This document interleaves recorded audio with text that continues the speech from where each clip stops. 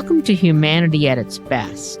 I'm Carol Cohn, and today we have a dynamic mother and daughter duo.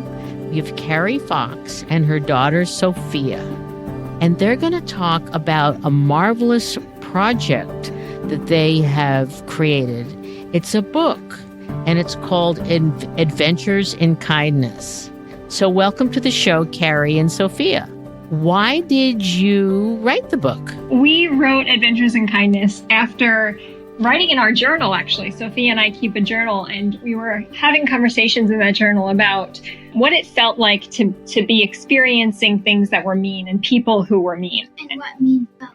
Yeah. And how we could change that. Right, that we didn't like the way mean felt. So we just decided we didn't set out to write a book, actually. We set out to develop a list of adventures purely that Sophia and I could go on that would help spread kindness in the world. And we realized after putting quite a few of those adventures down on paper and then going on them ourselves, that it would be the basis of a really fun book for kids.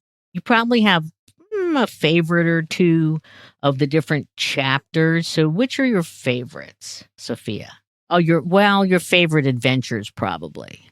I like doing a kindness rocks. I do that a lot more now, and it's really fun. Kindness rocks, we really just pull rocks from our backyard and we put special messages on them. And we've seen them a lot, actually, during this time of COVID. A lot of people are doing this.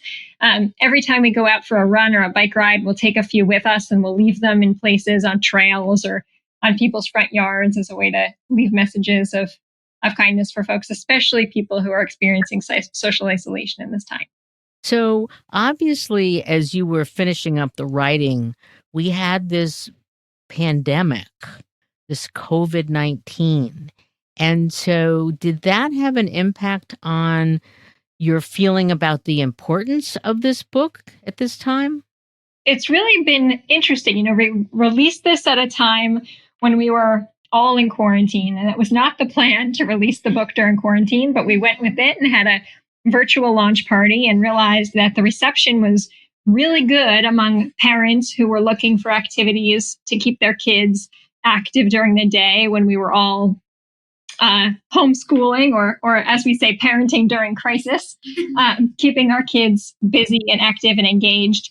And then George Floyd was murdered. And suddenly we were in a place where we were thinking about race in America in a way that we hadn't in a while, in terms of the depth at which we were seeing conversations happening and people wanting to take action. And we decided as a family that actually the book offered a really good outlet for us to be able to have conversations with our kids and with kids who are now part of the Adventures in Kindness community around what it looks like to raise racially conscious kids. And there are actually quite a few adventures in the book around building empathy, understanding cultures that are different than our own, challenging ourselves to read books that feature main characters who are Black and brown.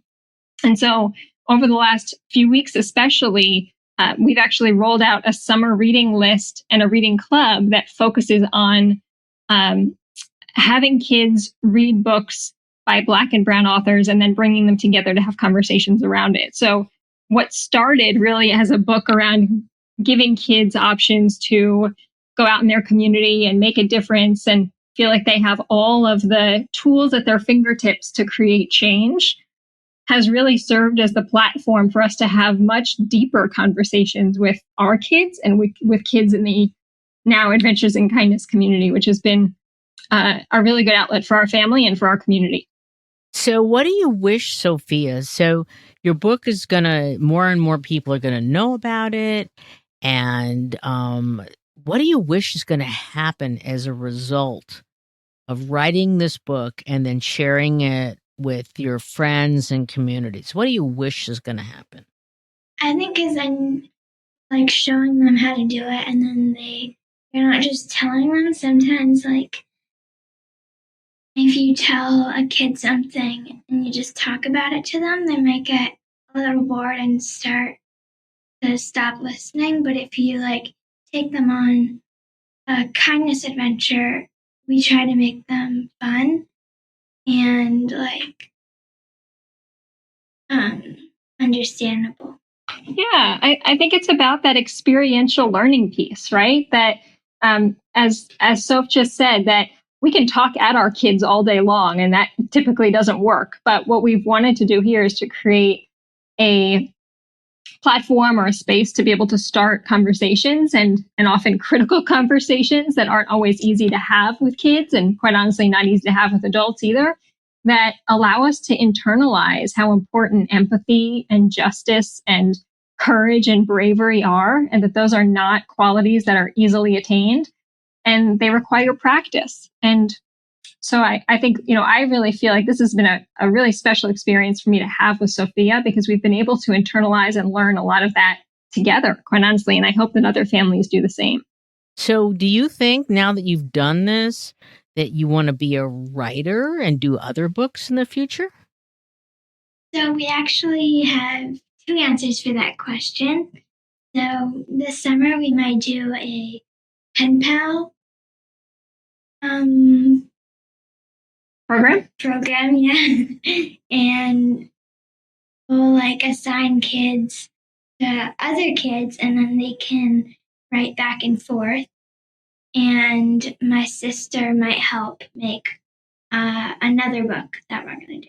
Yeah, we've been talking about having the next book be a crowdsourced book, where we already have this offering on our website where kids can go on and submit adventures that they are going on that aren't featured in the book.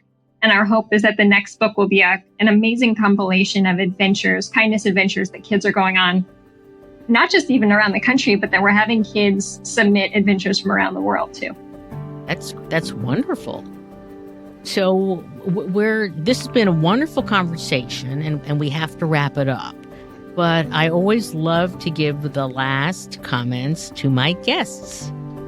Maybe just one thing, if you find value in it. Part of this adventure that we went on to write this book was because for so long we had been wanting to expose our kids to empathy and to service in a lot of different ways. And we often found roadblocks on where we could engage our kids that allowed us to bring our kids along, since so many volunteering opportunities require that a child be of a certain age. Any adventure in this book, a kid can open up the book, and really it's written for kids between 6 and 12, but they can open up the book and they can have the tools right in front of them to affect change in their world.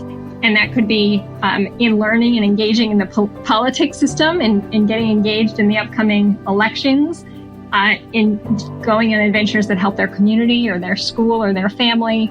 So what we hope is that we really incite and involve kids in making change and doing that on their own and feeling empowered to do so.